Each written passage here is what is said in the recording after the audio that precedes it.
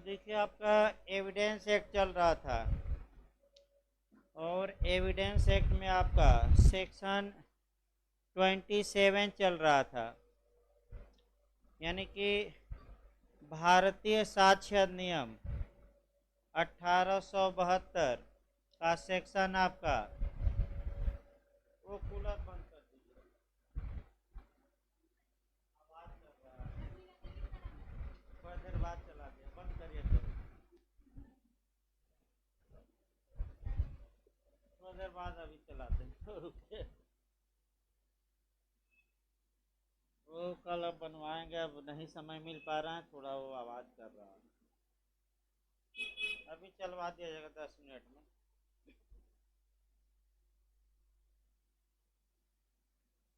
देखिए फिर एक बार आपका शुरुआती दौर से शुरुआत किया जाए इसकी, और निश्चित तौर पे आपका क्वेश्चन बनता है। एक इस पर मैक्सिम भी आती है, वह मैक्सिम भी आपका बताया जाएगा, किताबों में दिया नहीं गया है।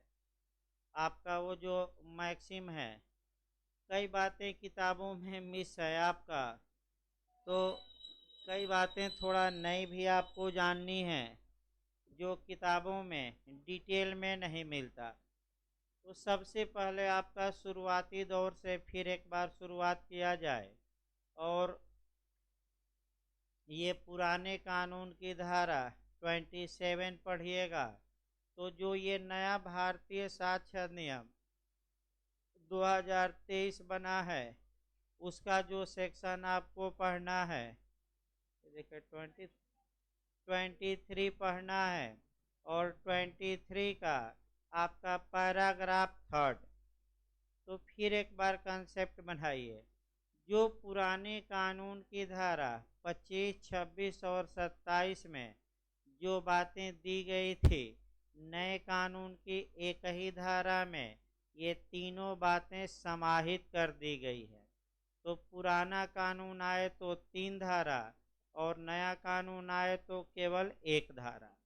तो आइए फिर एक बार देखिए, पहले कुछ कंसेप्ट फिर बनाइए, और तब आपका सेक्शन 27 का शब्दशः पढ़ाया जाएगा। मतलब कि एक एक आपका शब्द पढ़ाया जाएगा। तो एक आपका मैं उदाहरण कल बताया था, वह ये बताया था कि ए एक व्यक्ति है और पुलिस ऑफिसर से या पुलिस अधिकारी से ये कहता है कि बी को मैंने ही मारा, और बी और जिस हथियार से मैंने बी की हत्या की है, वह हथियार मैंने कुएं में फेंक दिया है। यदि आप आए तो वह कुआं मैं दिखा दूंगा जहां मैं वह हथियार फेंका हूं। ये जो वाक्य मैं बता रहा हूं, अगर इस वाक्य पर गौर किया जाए तो अब समस्या ये है कि कौन सा इस वाक्य का ऐसा भाग है जो शुद्ध रूप से कन्फेशन यानी कि संस्वीकृति, अर्थात अभियुक्त द्वारा अपना अपराध स्वीकार किया जा रहा है, लेकिन किसी तथ्य का पता नहीं लग रहा है। तो जो ये पहला भाग है, ये कहता है कि बी को मैंने ही मारा, ये शुद्ध रूप से कन्फेशन में आएगा, संस्वीकृति में आएगा। और चूंकि अभियुक्त ने पुलिस ऑफिसर से संस्वीकृति की है, तो धारा 25 अप्लाई होगी, और ये संस्वीकृति अभियुक्त के विरुद्ध साबित नहीं की जाएगी। कौन सी धारा अप्लाई होगी? 25। अब दूसरा वाक्य इसमें देखिए, आपका पृथक्करणीयता का सिद्धांत।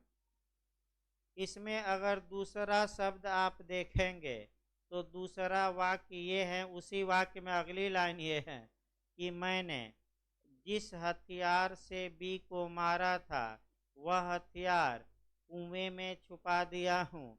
अगर दरोगा जी आप आए तो मैं खुद ही कुएं में घुसकर निकाल दूंगा, या मैं वह कुआं आपको दिखा दूंगा। तो अगर अभियुक्त ने ये बातें पुलिस से बताई हैं, अभियुक्त पुलिस अभिरक्षा में था, अन्य से नहीं। अभी हम बताएंगे किससे बताई हो, पुलिस से। और पुलिस इस बयान के आधार पर अगर कुएं से आपका वह हथियार बरामद कर लेती है या रिकवर कर लेती है या बरामद कर लेती हैं, तो ऐसी कंडीशन में अभियुक्त का इतना कथन जितने से बरामदगी हुई है वह कथन साक्ष्य में सुसंगत होगा और अभियुक्त के खिलाफ पेश भी किया जाएगा, अभियुक्त के खिलाफ साबित भी किया जाएगा। अर्थात चाहे वह कन्फेशन की श्रेणी में आता हो या न आता हो।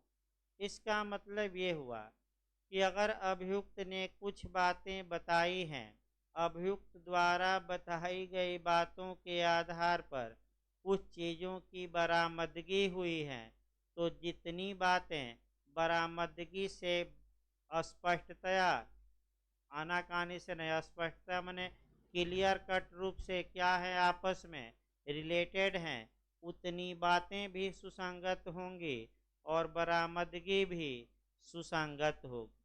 अर्थात इसका मतलब कि यह धारा इस सिद्धांत पर आधारित है कि अगर कोई व्यक्ति सूचना देता है, अर्थात अभियुक्त ने पुलिस को सूचना दी और पुलिस द्वारा उस सूचना के आधार पर कोई चीज़ बरामद की जाती है, तो ये मने इस बात की ये पुष्टि करता है कि वह सूचना सही थी।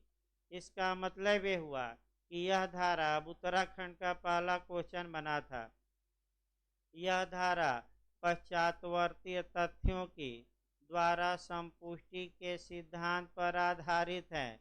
यानी कि इस धारा में यह सिद्धांत समाहित है, यानी कि इसका सैद्धांतिक आधार क्या है, जूरिस्प्रूडेंशियल बेस क्या है, विधिशास्त्रीय आधार क्या है। तो विधिशास्त्रीय आधार ये है, केस सहित भी मैं बताऊंगा, अभी बिना केस के बताया जा रहा, अभी सेक्शन शुरू नहीं हुआ। इसका विधिशास्त्रीय आधार ये है कि अगर किसी व्यक्ति ने किसी बात के बारे में जानकारी दी है और उस जानकारी के आधार पर कोई चीज़ बरामद होती है, तो कानून ये मानकर चलता है कि वह जानकारी सही होगी, तभी तो उसकी जानकारी के आधार पर कुछ चीज़ें क्या हो गई हैं, बरामद। इस आधार पर ऐसी चीज़ें, ऐसी बातें साक्ष्य में क्या बनाई गई हैं, सुसंगत। ये जूरिस्प्रूडेंशियल बेस है।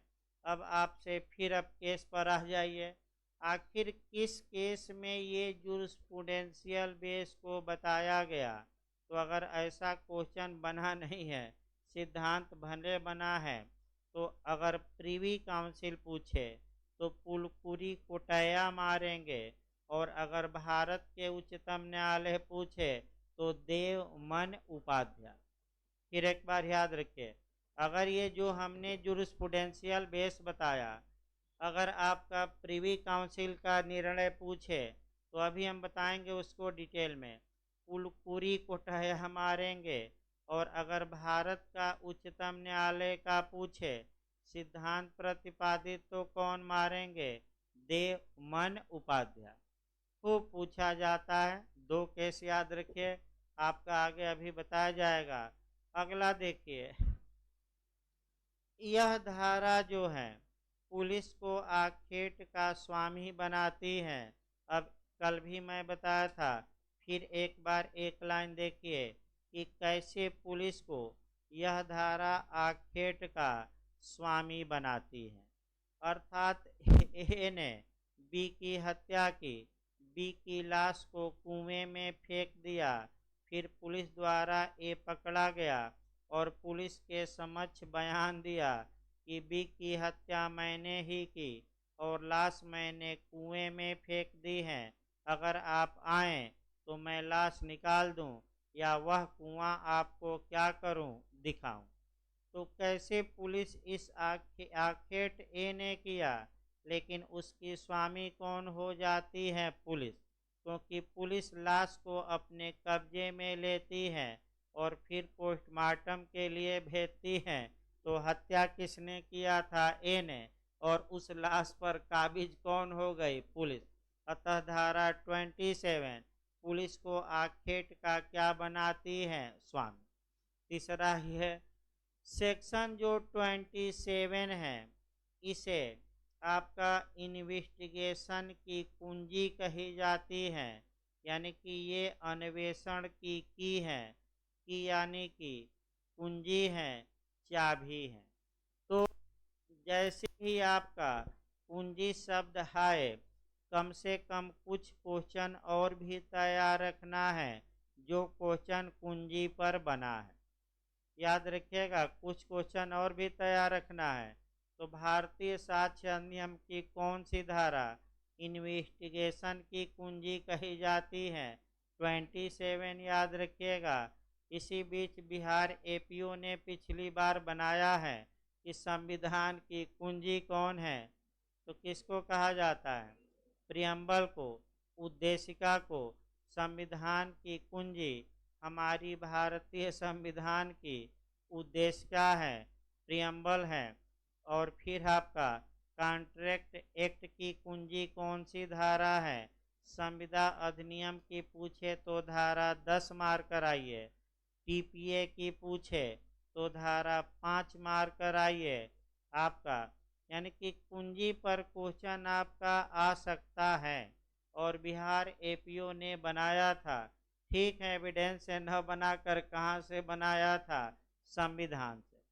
अब अगला यह क्यों कुंजी है आपका। फिर अगला सिद्धांत देखा जाए, धारा 27 में फर्द बयान, कल मैं बताया था। फर्द बयान का मतलब ये हुआ कि किसी अपराध का अभियुक्त व्यक्ति पुलिस अभिरक्षा में होते हुए पुलिस से कुछ कथन करता है और उस कथन के आधार पर किसी तथ्य का पता चलता है। तो ऐसी कंडीशन में जिस कथन के आधार पर कुछ चीज़ें बरामद होती हैं, ऐसी कंडीशन में उस बयान को ही उर्दू में फर्द बयान कहते हैं।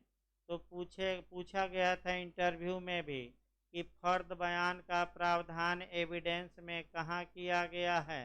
तो 27 में। और नया कानून पूछे तो 23 और पुराना कानून पूछे तो 27। ये फर्द बयान का मतलब वह बयान दिया और उसके बयान पर कुछ चीज़ें क्या हुई? बरामद। अगला देखिए आपका, अब अगला सिद्धांत आपका निकाला जाए। ये इंटरव्यू में और कंसेप्चुअल क्वेश्चन बनता है।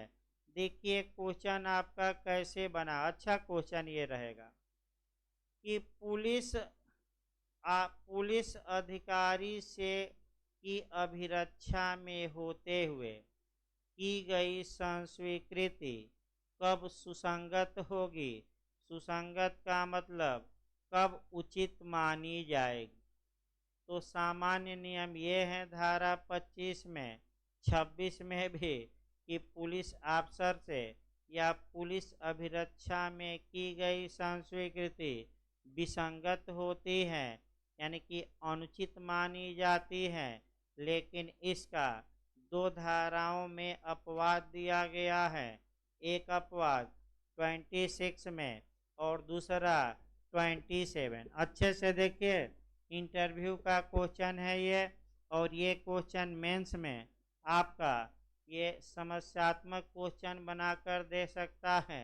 और ये फिर एक बार हम बता दें, ये जो बताया जा रहा है आपका टिप्पणी में भी दे सकता है। तो आपको टिप्पणी में देगा तो लिखना कैसे है? फिर एक बार क्वेश्चन का मॉडल हम बना रहे हैं कि पुलिस अभिरक्षा में होते हुए की गई संस्वीकृति कब सुसंगत होती है? तो इसके लिए भारतीय साक्ष्य अधिनियम में दो कंडीशन बनाई गई है। एक कंडीशन आपका धारा 26 में बनाई गई है और एक कंडीशन 27 में। दोनों देखिए, धारा 26 ये बताती है कि अगर किसी अपराध का अभियुक्त व्यक्ति पुलिस कस्टडी में है, पुलिस अभिरक्षा में है और पुलिस अभिरक्षा में होते हुए मजिस्ट्रेट की साक्षात उपस्थिति में संस्वीकृति करता है, मजिस्ट्रेट से ही करता है। कल मैं बताया था न्यायिक मजिस्ट्रेट, और मजिस्ट्रेट की साक्षात उपस्थिति में किससे करता है? मजिस्ट्रेट से करता है, तो वह संस्वीकृति धारा 26 के तहत क्या होगी? सुसंगत। 27 अभी बताया गया। फिर एक बार देखिए सेकंड कंडीशन, अगर कोई अभियुक्त पुलिस अभिरक्षा में हो, पुलिस अभिरक्षा में होते हुए पुलिस से कथन किया हो और जो पुलिस से वह कथन किया है उस कथन के आधार पर किसी तथ्य का क्या चला हो? पता चला हो, तो उतना कथन जितने से तथ्य का क्या चला हो? पता चला हो, चाहे वह संस्वीकृति की श्रेणी में ही क्यों ना आए। यानी कि भले वह कथन कन्फेशन हो, लेकिन अगर उस कथन से किसी तथ्य का क्या चला है? पता, और पुलिस अभिरक्षा में होते हुए पुलिस से ही किया गया है, तो वह कथन सुसंगत होगा कि विसंगत? सुसंगत। तो फिर एक बार कॉन्सेप्ट बनाइए लास्ट में, तब आगे बढ़ा जाए।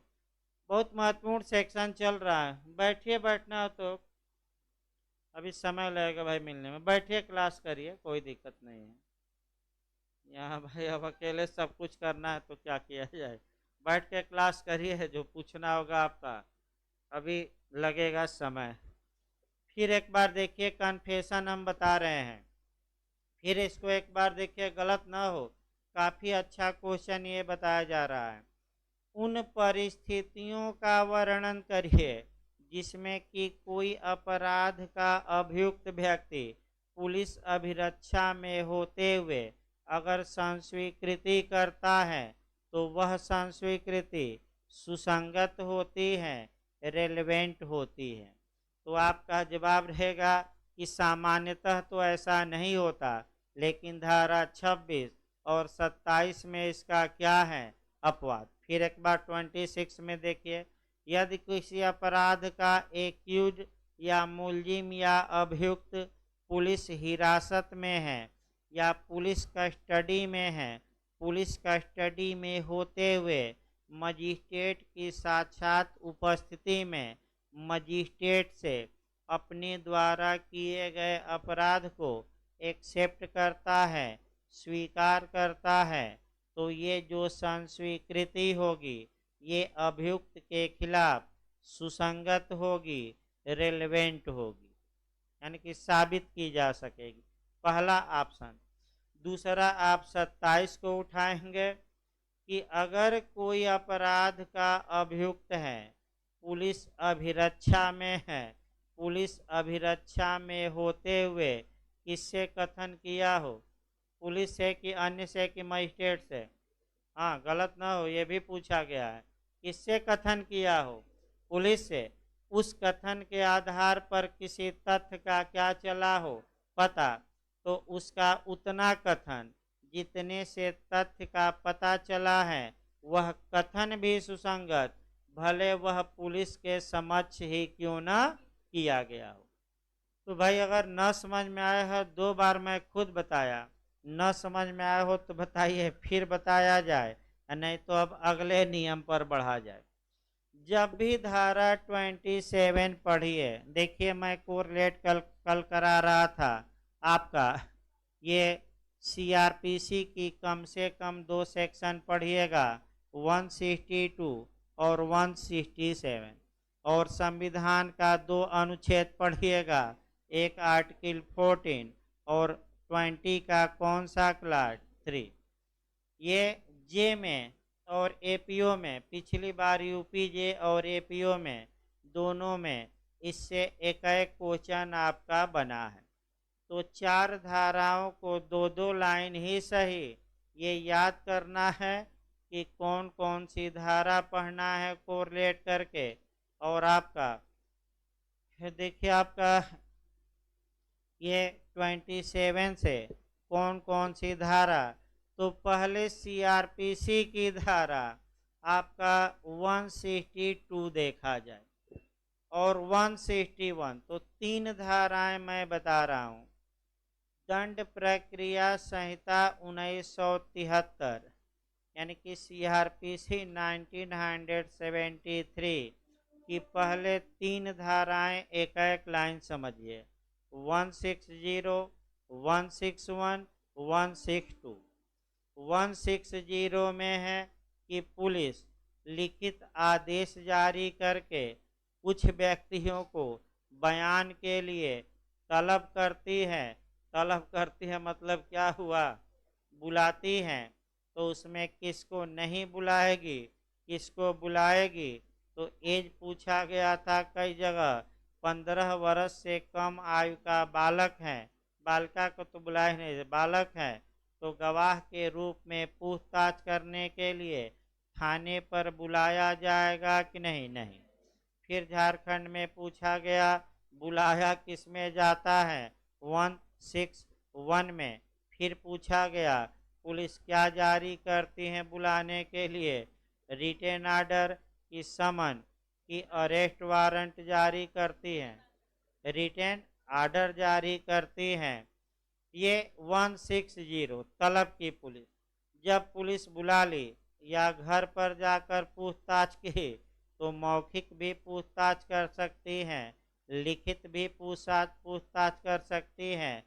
जो व्यक्ति बयान देता है उस बयान को लिखा जाता है, तो बयान को लिखा जाता है तो क्वेश्चन बनता है कि पुलिस स्टेटमेंट या तथ्य एवं परिस्थितियों से परिचित व्यक्तियों का स्टेटमेंट या बयान या कथन किस धारा के तहत लिखती है, 161। कौन सी धारा, तुरंत कवर करिए। अगर यही क्वेश्चन आ जाए कि मजिस्ट्रेट किस धारा में लिखते हैं, न्यायिक मजिस्ट्रेट, तो आपका 164 मार्कर आना है। लेकिन अगर पुलिस पूछ ले तो कौन सी धारा, 161। अगला क्वेश्चन आइए। जो बयान पुलिस ने दर्ज किया है उसका एविडेंशियल वैल्यू क्या होगा, उसका साक्ष्य में महत्व क्या होगा, तो उसका साक्ष्य में जो महत्व है वह 162 में दिया गया है। तो कल बताया गया था, बताइए खंडन के लिए प्रयोग होगा कि मंडन के लिए। खंडन मतलब कि उसका विरोध करना और मंडन का मतलब क्या हुआ, समर्थन करना। तो किसके लिए प्रयोग किया जाएगा, केवल और केवल विरोध, खंडन या कंट्राडिक्शन। किसके लिए, कंट्राडिक्शन। ये याद रखिए, समर्थन नहीं कराया जा सकता क्योंकि पुलिस द्वारा लिखे गए बयान पर आज भी कोर्ट विश्वास ज्यादा नहीं करता। अब आइए आगे बढ़ा जाए। अब धारा 162 कहती है कि पुलिस जो कथन लिखती है उसका प्रयोग केवल खंडन के लिए होगा।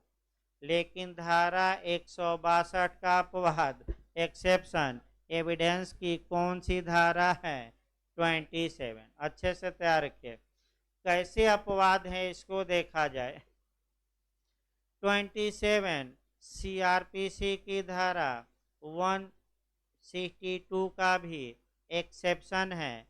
अर्थात धारा 27 में अगर मामला आ जाता है तो सीआरपीसी की धारा 162 लागू नहीं होगी, बल्कि एविडेंस की कौन सी धारा अप्लाई करेगी, 27। और इसका प्रयोग जो तथ्य पता लगा है अन्य साक्ष्यों के समर्थन के लिए किया जाएगा, केवल खंडन के लिए नहीं। किसके लिए, समर्थन के लिए। तो धारा 162 का अपवाद हो गई कि नहीं, हो गई। अब आइए किस केस में कहा गया कि यह धारा 162 का भी अपवाद है। तो भाई पुराने लोग तो पढ़े होंगे। कौन सा केस आया सुप्रीम कोर्ट में जिसमें कहा गया कि धारा 161 और 162 का अपवाद धारा 27 है। तो दे मन उपाध्याय, डी उपाध्याय। याद रखे कौन सा केस? उत्तर प्रदेश राज्य बनाम देवमन उपाध्याय। बताएंगे अभी आपका, वो अलग बात है कि बताया जाएगा। फिर अगला नियम देखिए आपका, ये अब अगला नियम देखिए 167 से कोरिलेट करिएगा। भाई कोई समस्या हो तो बताइए, दो दो लाइन दिमाग में बैठाइए नए लोग। भले धारा याद न हो, लेकिन ऐसा नियम है, ये दिमाग में बैठाना है। अब 167 अब देखिए, दंड प्रक्रिया संहिता की धारा 167 अब संशोधन भी हुआ है।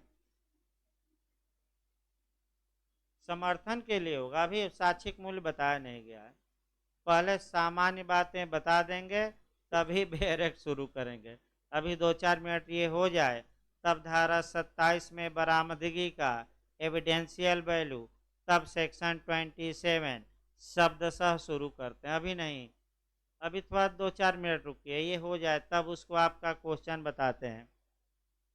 167 जो धारा है, इसमें वर्तमान समय में कुछ संशोधन भी हुआ है।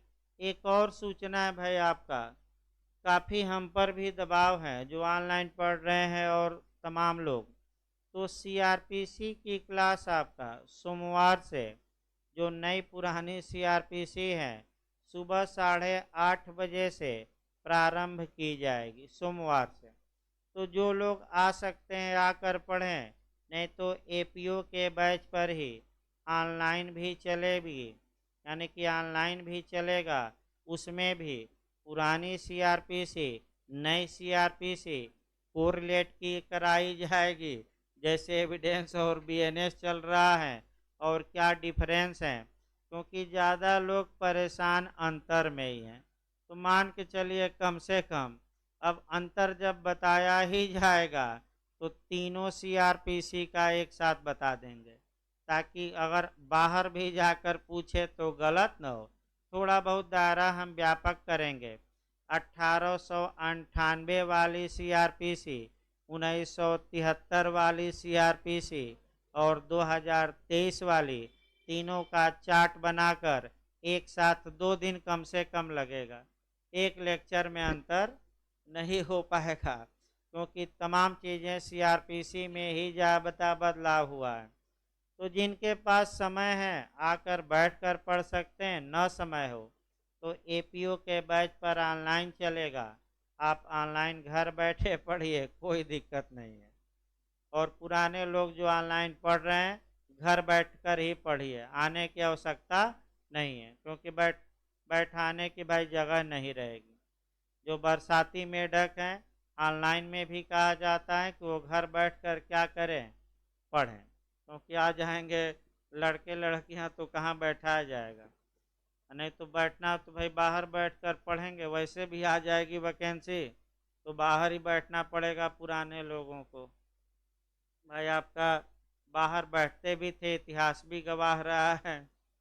मैंने आपका कि बाहर यहाँ तक कि खड़े होकर लड़के पढ़े हैं।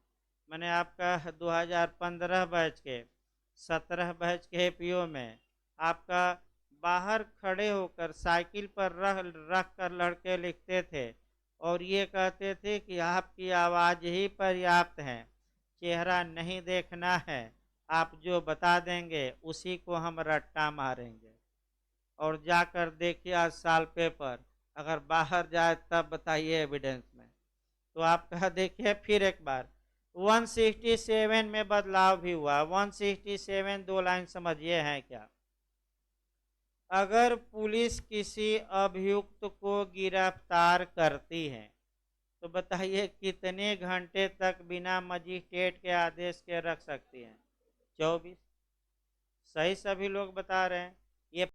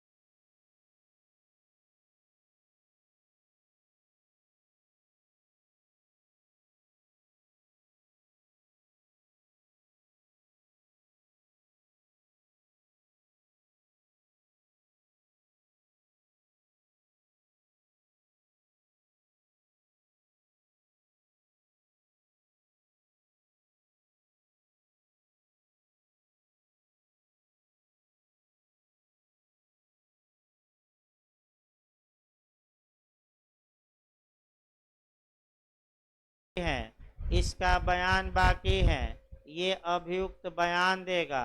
इसने लाश को छुपा रखा है, इसने हथियार छुपा रखा है, बयान देगा।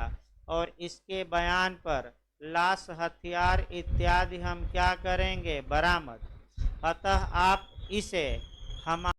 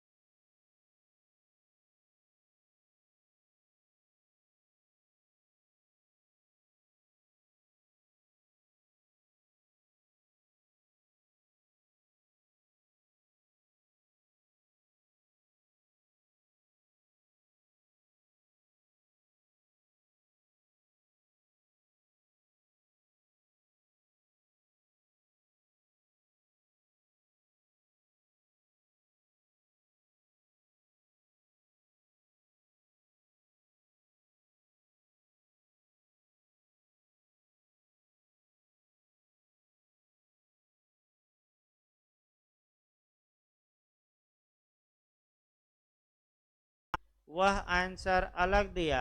आपका यूपी इत्यादि में जो जे में पूछा जाता है वहाँ आंसर का मॉडल अलग दिया।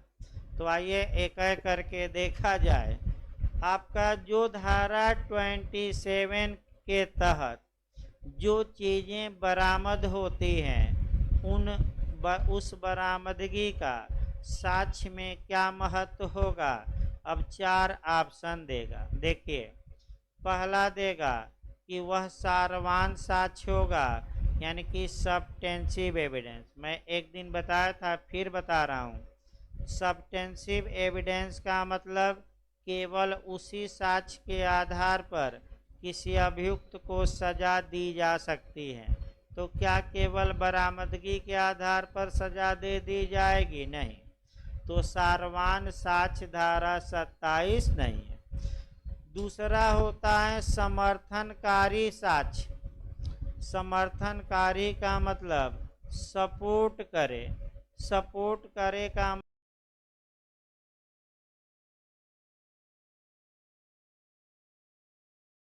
न्यायालय विचार में ले सकेगा।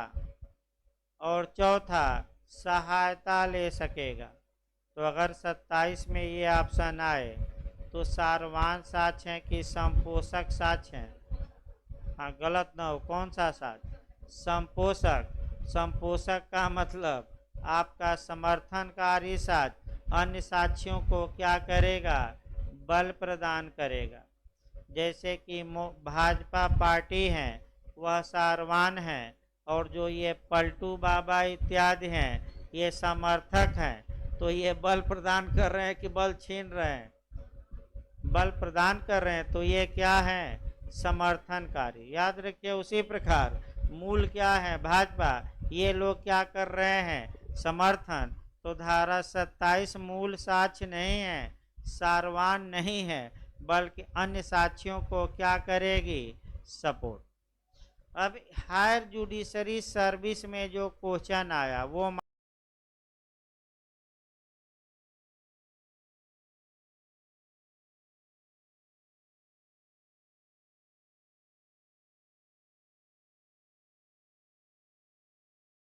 साक्ष्य में इसका प्रयोग इसलिए किया जाएगा कि अभियुक्त के बयान पर ये चीजें बरामद हुई, पहला ऑप्शन।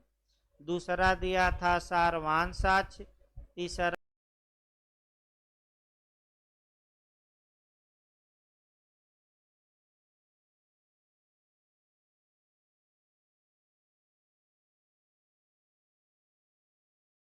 और ये चीजें क्या हुई हैं?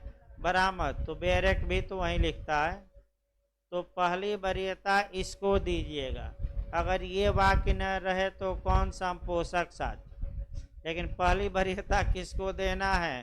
कि अभियुक्त के बयान पर ही कुछ चीजें वह चीजें क्या हुई हैं? बरामद। एविडेंस में। ये इसका महत्व है। ये आपका हायर जुडिशरी सर्विस में पूछा गया था। अब आइए सेक्शन 27 की शुरुआत की जाए। आपका पहले तो भूमिका आपकी बांधनी है, उसके बाद 27 शुरू करना है। देखिए भूमिका आपका कैसे बांधनी है। भारतीय साक्ष्य अधिनियम की धारा 24, 25 तथा 26 के तहत की गई संस्वीकृति विसंगत होती है। यानी कि 24 दो लाइन एक लाइन लिखिएगा, 25 एक लाइन, ज़्यादा नहीं, और एक लाइन कौन? 26। तो तीनों एक एक लाइन बता दिया जाए। धारा 24 में यह है कि अगर किसी अपराध के अभियुक्त को उत्प्रेरणा, वचन, धमकी, प्रपीड़न दिया गया हो और इस आधार पर वह अपना अपराध स्वीकार किया है तो वह विसंगत होगा। दूसरा धारा 25 पुलिस अफसर से की गई संस्वीकृति को अभियुक्त के खिलाफ साबित नहीं किया जाएगा। और 26 एक लाइन लिख लेना है कि पुलिस अभिरक्षा में होते हुए मजिस्ट्रेट के अलावा किसी अन्य व्यक्ति से अगर संस्वीकृति की जाती है तो वह भी विसंगत होगी कि सुसंगत? विसंगत। लेकिन यह विधि का पूर्ण नियम नहीं है। धारा 27 में इसका परंतु दिया गया है, यानी कि प्रोविजो दिया गया है। परंतु को अपवाद भी सामान्य भाषा में कहते हैं, लीगल में नहीं। सामान्य भाषा में प्रोविजो को क्या कहेंगे? अपवाद। लेकिन इंटरप्रिटेशन जब पढ़ेंगे तो प्रोविजो अलग होता है और अपवाद क्या होता है? अलग।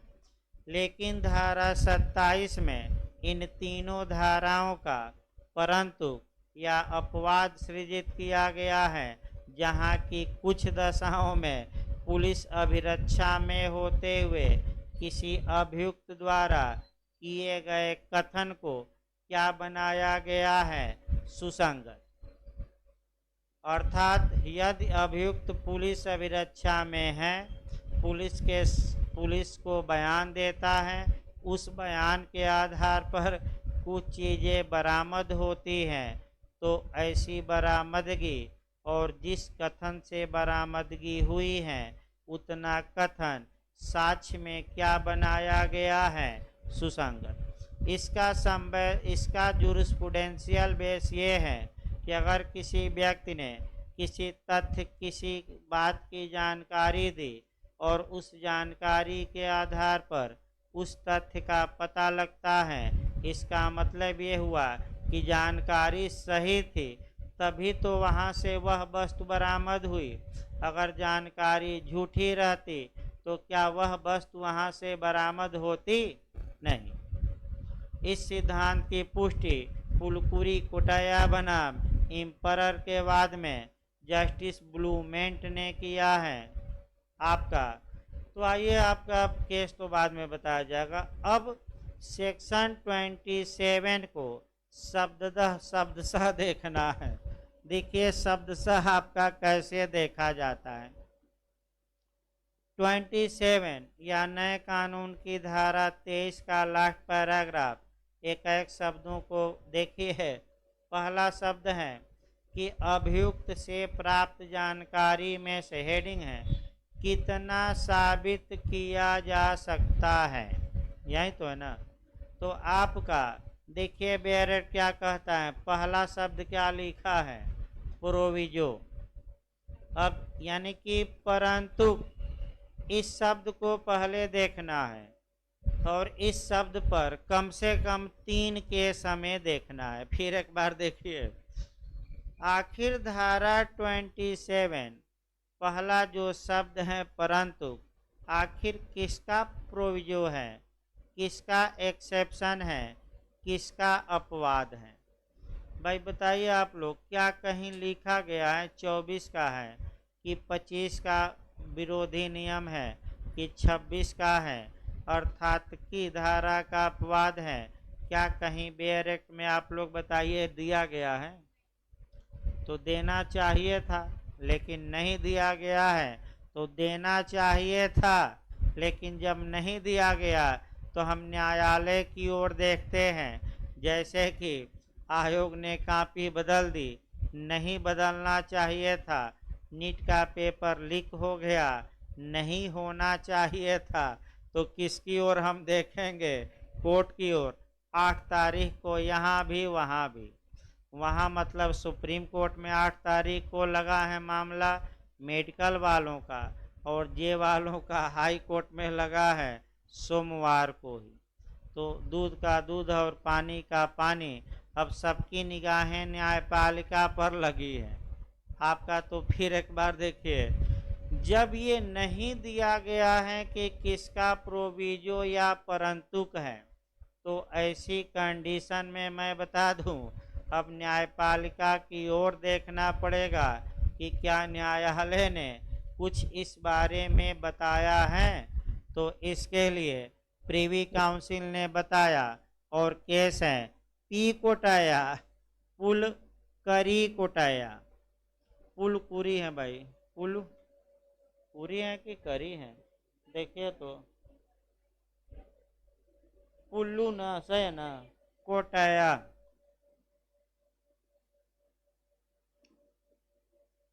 पुलकुरी कोटाया का केस है 1947 का केस। देखिए तो 1947 का। जस्टिस का नाम पूछ सकता है ब्लू, देखिए भाई शनिचर महाराज का पनौती लग ही जाता है। शनिवार आते आते आधी बात है, तो वैसे ही देखिए जज का नाम दिया है बैरेक्ट में।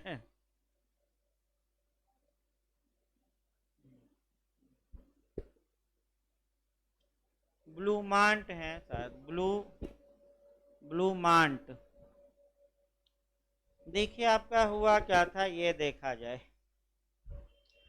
इस वाद में पुलकुरी कोटाया और अन्य लोगों ने पुलिस के समक्ष एक बयान दिया था। अब डिटेल में समझ लीजिए, दोबारा नहीं बताया जाएगा केस। उन्होंने ये बयान दिया था कि आपका सिवैया को हम लोगों ने ही मारा, और मारकर हमने जो ये आपका हथियार है इसको हम झाड़ी में छुपा दिए हैं। अगर आप आए तो वह झाड़ी मैं दिखा दूंगा जहां मैंने हथियार छुपाया था।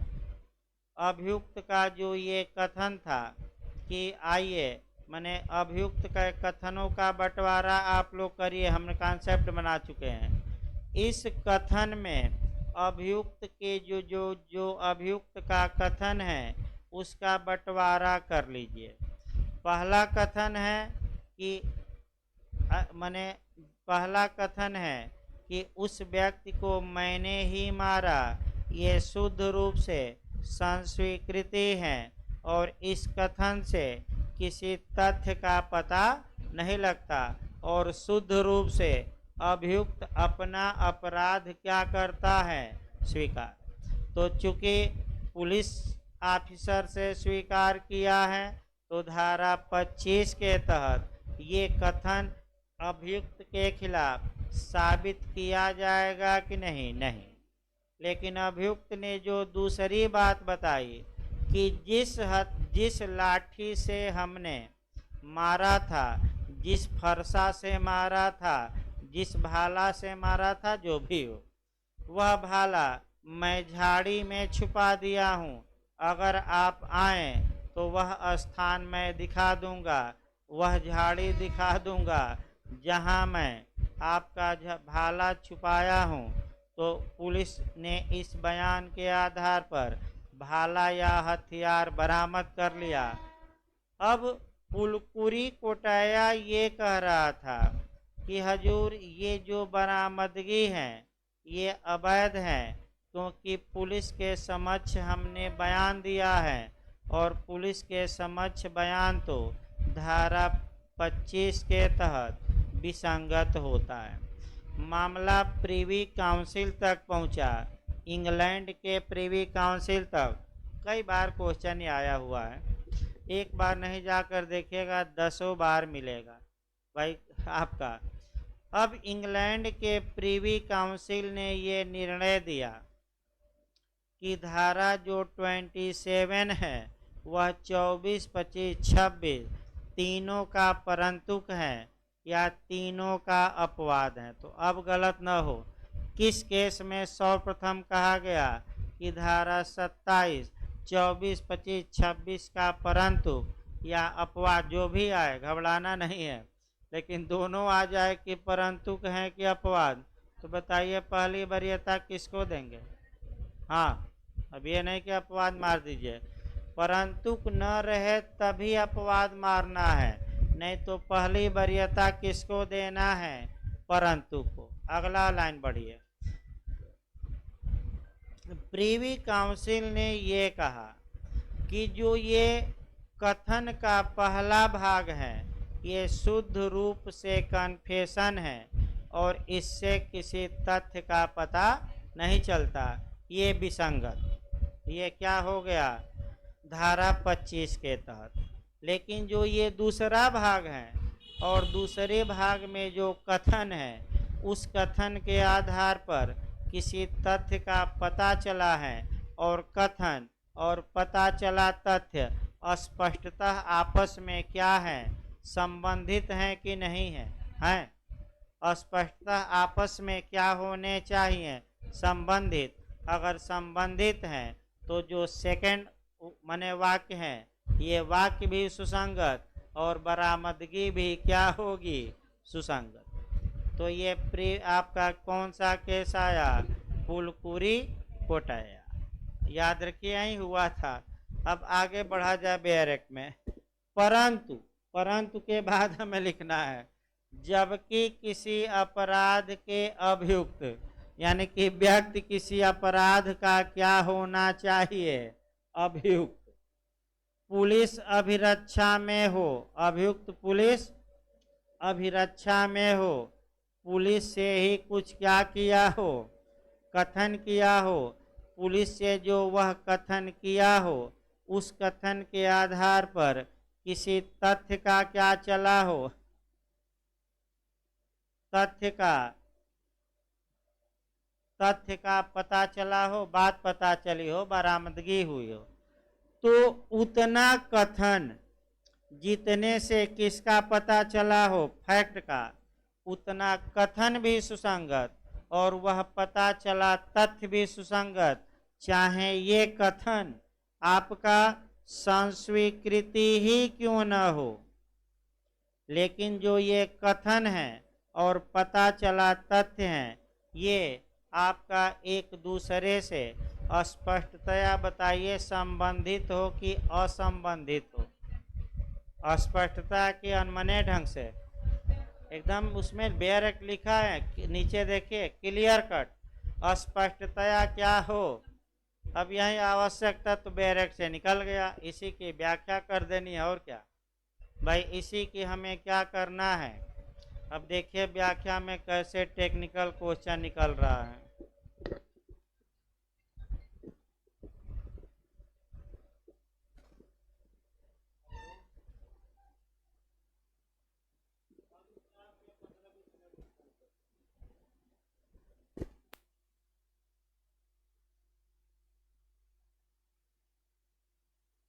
भाई एक है कि व्याख्या देखिए, व्याख्या महत्वपूर्ण है। सबसे पहला पॉइंट ये है कि जो व्यक्ति कथन कर रहा हो वह किसी अपराध का अभियुक्त होना चाहिए।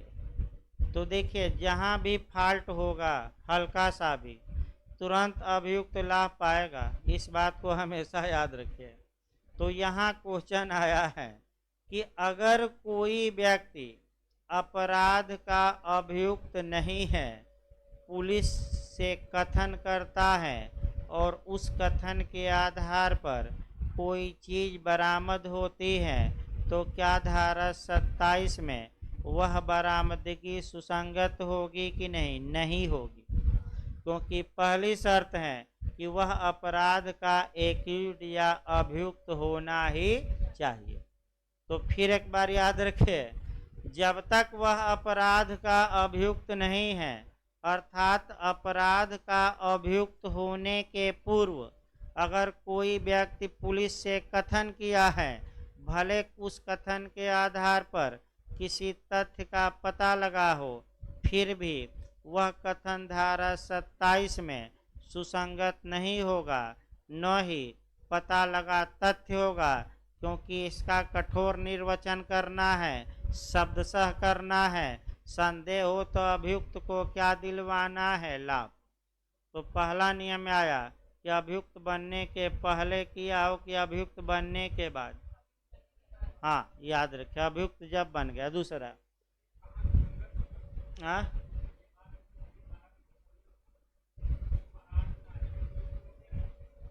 आचरण के रूप में हो सकता है, स्वीकृति के रूप में हो सकता है, लेकिन कन्फेशन के रूप में नहीं हो सकता, या विसंगत हो जाएगा। अगर कन्फेशन है तो धारा 25 में विसंगत हो जाएगा, 24 में हो सकता है, 26 में हो सकता है, तीनों में कहीं तो सेट ही करेंगे तभी तो विसंगत होगा, या तो 24 में या 25 में या 26 के कुछ हिस्से में।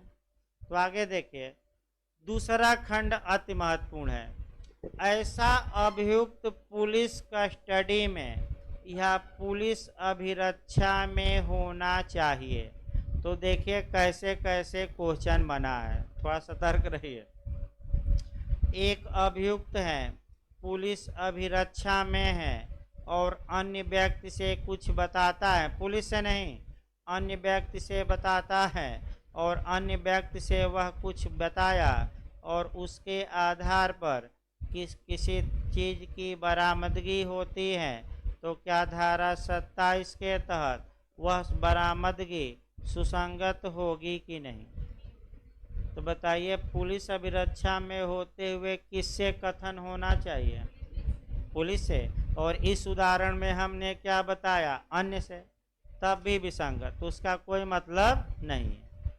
भाई सतर्क रहिए। दूसरा, पुलिस अभिरक्षा में नहीं है और पुलिस से कथन किया और पुलिस उस कथन के आधार पर कोई चीज़ बरामद करती है, तो क्या धारा 27 में वह बरामदगी सुसंगत होगी कि नहीं? नहीं होगी, क्योंकि कठोर निर्वचन करना है, स्ट्रिक्ट इंटरप्रिटेशन करना है कि वह व्यक्ति जो कथन कर रहा है हर हाल में पुलिस कस्टडी में होना ही चाहिए। अगर वह पुलिस कस्टडी में नहीं है, स्वतंत्र हैं और चाहे पुलिस से कथन करे या अन्य से करता है और उसके कथन पर चीज़ें बरामद होती हैं तो वह धारा 27 में सुसंगत नहीं होगी, क्योंकि 27 के लिए ये आवश्यक है कि वह किस अभिरक्षा में हो, पुलिस। अब फिर एक बार देखिए, एक अपराध का अभियुक्त है, पुलिस अभिरक्षा में है और पुलिस से कथन न करके सहकैदी से कर दिया, डॉक्टर से कर दिया, आपका कंडक्टर से कर दिया और उसके कथन के आधार पर पुलिस ने कुछ चीज़ें बरामद कर ली, तो क्या ये बरामदगी सुसंगत होगी कि नहीं होगी? नहीं होगी। क्यों नहीं होगी? क्योंकि भले ही वह पुलिस कस्टडी में हो, लेकिन कथन दूसरे से नहीं करना चाहिए। किससे करना चाहिए? पुलिस से। बहुत कठोरता से पालन किया जाएगा, सतर्क रहिएगा। अगर कोई अभियुक्त पुलिस, पहला नियम, अभियुक्त होना ही चाहिए, अभियुक्त पुलिस कस्टडी में हो और पुलिस कस्टडी में होते हुए किससे कथन किया हो? पुलिस से। मजिस्ट्रेट से नहीं, दर्शक से नहीं, सहकैदी से नहीं, डॉक्टर से नहीं, आपका चपरासी से कोर्ट में नहीं, बल्कि कथन किससे किया हो? पुलिस से। सतर्क रहेगा, बहुत अच्छा क्वेश्चन बनता है। अब आइए, ऐसे जो ये कथन किया हो, अब समस्या ये आई कि जो अभियुक्त हैं, पुलिस कस्टडी में है, पुलिस से कथन करता है, ये कथन कैसे किया जा सकता है? मौखिक किया जा सकता है कि लिख कर किया जा सकता है कि इशारों द्वारा भी किया जा सकता है? उपर्युक्त सभी। तो क्या मार्क कराएंगे? उपर्युक्त सभी। मौखिक बता दिया, पुलिस जाकर बरामद कर ली, लिख कर दे दिया, बरामद कर ली, या पुलिस को साथ ले गया और कुएं की ओर केवल क्या कर दिया? इशारा, पुलिस जाकर लाश को कुएं से हथियार को बरामद कर ली, तो कथन कैसे किया जा सकता है? तो बताइए, लिखित की, मौखिक की, इशारों द्वारा? इशारों द्वारा भी, लिखित भी। और एक केस आया काजू बनाम राज्य, याद रखिएगा, काजू बनाम राज्य का केस आया, जिसमें हमारे उच्चतम न्यायालय ने कहा कि धारा 27 के तहत जो बयान देता है अभियुक्त, कथन करता है, स्टेटमेंट देता है, वह संकेतों द्वारा भी दे सकता है। कौन सा केस आया? काजू बनाम राज्य। अब इसको थोड़ा 2-3 जगह से कोरिलेट पहले करिए। क्या मृत्युकालिक कथन संकेत या इशारों द्वारा हो सकता है कि नहीं? बताइए भाई, बताया गया था कई बार, हो सकता है। तो केस कौन सा था आपका? PN स्वामी, पाकला नारायण स्वामी। अब अगला केस भी बता दिया गया। एविडेंस की धारा याद रखिए, अगर कोई व्यक्ति बोलने में असमर्थ है तो क्या वह संकेतों द्वारा, इशारा करके साक्ष्य दे सकता है कि नहीं? दे सकता है। पुराने एविडेंस की धारा 119, नए में कौन सी है देखिए, तो वह नया में देखिए तो 100 उसी के आसपास होगा, मुख्य साक्ष्य 125 है। तो नए कानून की धारा 125 और पुराने कानून की धारा 119, ऐसे याद करना है, कई क्वेश्चन निकल गए। अगला देखिए आपका, फिर एक बार देखिए, पुलिस से क्या किया हो? कथन। अब यह नहीं कि दूसरे से करवा दीजिएगा, मजिस्ट्रेट से नहीं, अन्य से नहीं, बल्कि किस से? तो सारी शर्तों को कठोरता से पालन करना ही होगा। अब आइए, वो जो पुलिस से कथन किया है, उस कथन के आधार पर किसी तथ्य का क्या चला हो? पता। तो अब ये समस्या आई कि अगर वह कथन किया, तो कई उदाहरण तो बताया गया कि किसी तथ्य का क्या चला हो? फैक्ट का पता चला हो। तो तथ्य का पता चलने का मतलब क्या हुआ? क्या वह स्थान भी इसमें शामिल है जिस स्थान पर अपराध हुआ है कि नहीं। अभियुक्त बताता है कि इस स्थान पर हमने मारा, पुलिस जाकर स्थान खोज ली, तो क्या वह साक्ष्य में सुसंगत होगा कि नहीं होगा कि हजूर इन्होंने कथन किया और इन्हीं के कथन के आधार पर घटना स्थल क्या चला है मालूम, तो ये तथ्य पता चला, माना जाएगा कि नहीं माना जाएगा। अब कई उदाहरण तो बताया गया, चाहे लाश पता चले, हथियार पता चले, मृतक का जूता मिले, मृतक की घड़ी मिले, चुराया हुआ माल बरामद हो, लूट का माल बरामद हो, आपका अंगूठी बरामद हो। अब कितना उदाहरण बताया जाए, उदाहरण बताते बताते आदमी थक जाएगा, लेकिन उदाहरण इसमें समाप्त नहीं होगा। इससे अच्छा है कि आगे बढ़ा जाए। अगला देखिए आपका, तो जितने कथन से तथ्य का पता चला है उतना कथन और पता चला तथ्य सुसंगत होगा, लेकिन कथन और जो तथ्य पता चला है वह कथन से क्लियर कट रूप से क्या हो, संबंधित हो, असमंजस में है को क्लियर, तो स्पष्टतया लिखा है, असमंजस में नहीं, भ्रांति में नहीं। यानी कि कथन और उस कथन के आधार पर जिस चीज की बरामदगी होती है वह स्पष्टतया एक दूसरे से क्या हो, आपका माने संबंधित हो, फालतू न हो। यानी कि वह एक ही घटना का क्या मालूम चले, भाग। तो आइए, तो उतना कथन जितने से तथ्य का पता लगा है उतना कथन भी सुसंगत होगा, और जो तथ्य का पता लगा है वह पता लगा तथ्य भी क्या होगा, सुसंगत। यही है धारा 27 आपका। डायरेक्ट समझा दिया गया है, कई शब्द न आए तो पूछिए, नहीं तो केस के माध्यम से आगे बढ़ना है। अब केस के माध्यम से आगे बढ़िए। कुछ केस मैं बताया था।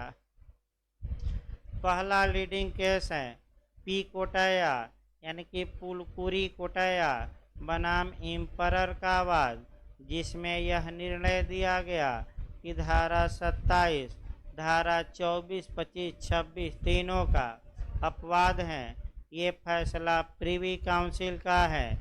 दूसरा, इसमें निर्णय दिया गया कि धारा 27 इस सिद्धांत पर आधारित है कि अगर कोई व्यक्ति सूचना देता है, उस सूचना के आधार पर कुछ चीज़ें क्या हो जाती हैं, बरामद, तो ये कल्पना की जाती है कि वह सूचना सत्य होगी कि झूठ, सत्य होगी।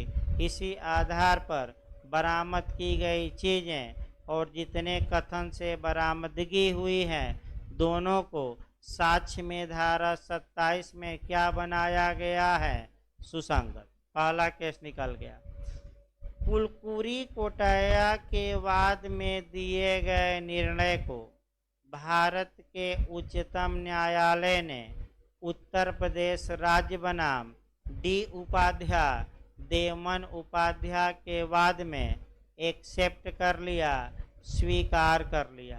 तो देवमन उपाध्याय के केस में भी यही कांड हुआ था। देवमन ने एक औरत की हत्या की थी, उसके बाद भाग गया। पलक पे समझिए, 2 दिन बाद वह पकड़ा गया, फिर पुलिस के समक्ष बयान दिया। बयान ये दिया कि मैंने ही उस स्त्री की हत्या की है और मैंने हथियार या गड़ासा कुएं में फेंक दिया है। अगर आप आइए तो मैं वह कुआं क्या करूँगा, दिखा दूँगा जहाँ की मैंने हथियार फेंका। तो बताइए इसमें ये जो पूरा वाक्य है, अब कितना भाग ये कन्फेशन है और कितनी भाग से किसी तथ्य का पता चलता है, अब इसको अलग करना ही होगा। तो जो देवमन उपाध्याय ने कथन किया पुलिस के समक्ष कि उस औरत की हत्या मैंने ही की, ये शुद्ध रूप से कन्फेशन में आएगा क्योंकि इससे किसी तथ्य का पता, और चूंकि पुलिस से किया गया है तो धारा 25 अप्लाई होगी और ये कन्फेशन अभियुक्त के खिलाफ साबित किया जाएगा कि नहीं किया जाएगा, नहीं, बेकार है। ये वाक्य ही क्या है, तो इसको निकाल दिया जाएगा। अब आइए, अब न्यायालय ये देखेगा दूसरा वाक्य कि इसने कहा कि आपका जिस गणासे से मैंने हत्या की थी वह गणासा मैंने इस कुएं में फेंका है। यदि दरोगा जी आ पाए तो वह कुआं मैं क्या करूँगा, दिखा दूँगा। तो पुलिस रिमांड पर लेती है कि ये बयान देगा, कुआं दिखाएगा और हथियार क्या होगा, बरामद। भाई सलमान खान का भी कल उदाहरण बताया गया था। अच्छा, तो इसी आधार पर पुलिस रिमांड पर लेती है। तो जो ये इतना भाग है देवमन उपाध्याय का, और इस कथन से हथियार या लाश कुएं से क्या हो जाती है, बरामद।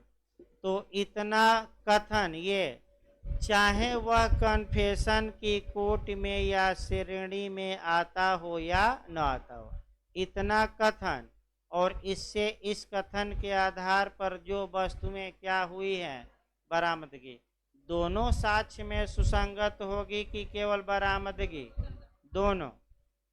लेकिन पूरा कथन नहीं, कितना कथन, जिससे कि किसी तथ्य का क्या चला हो, पता। अब देखिए, आपका कह सकते हैं कि देवमन उपाध्याय, एक बार फिर देखिए, उच्च न्यायालय में देवमन उपाध्याय जीत गया था, माने सत्य न्यायालय ने देवमन को सजा दी। फिर उच्च न्यायालय में वह अपील किया, उच्च न्यायालय से बरी हो गया।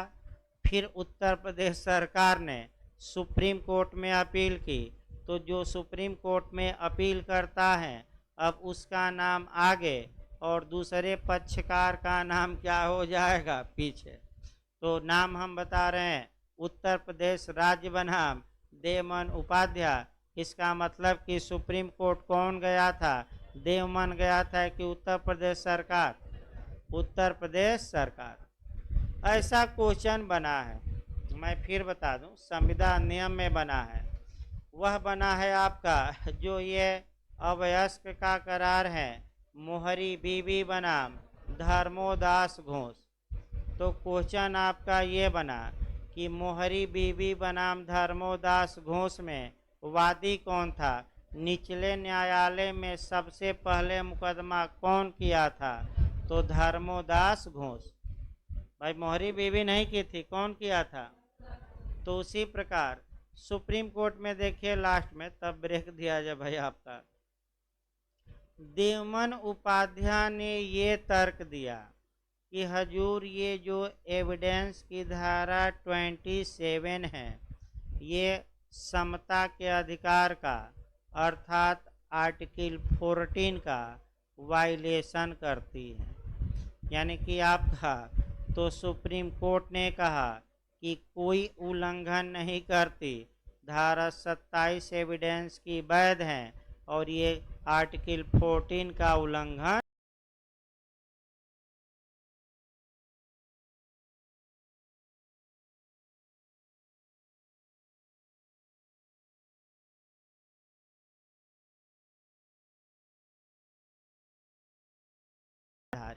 और कोई उल्लंघन नहीं करती। फिर आता है काठी कालू का केस। तो भाई चूँकि समय भी हो गया है, आईपीसी भी चलाना है, तो काठी कालू, मोहम्मद इनायतुल्लाह, फिर आपका सेल्वी, परसादी, अभी 4-5 केस बचा है। लेकिन क्रम से भी मिलाने के लिए केस आता है, क्रम से भी सही रखिएगा। पहला केस कौन है, पुलकुरी कुटया, दूसरा केस देवमन उपाध्याय, तीसरा काठी कालू, चौथा सेल्वी। आजकल क्रम मिलाने के लिए आ रहा है, तो रेस्ट ले लीजिए 15 मिनट, तब आईपीसी चलेगा दुष्प्रेरण।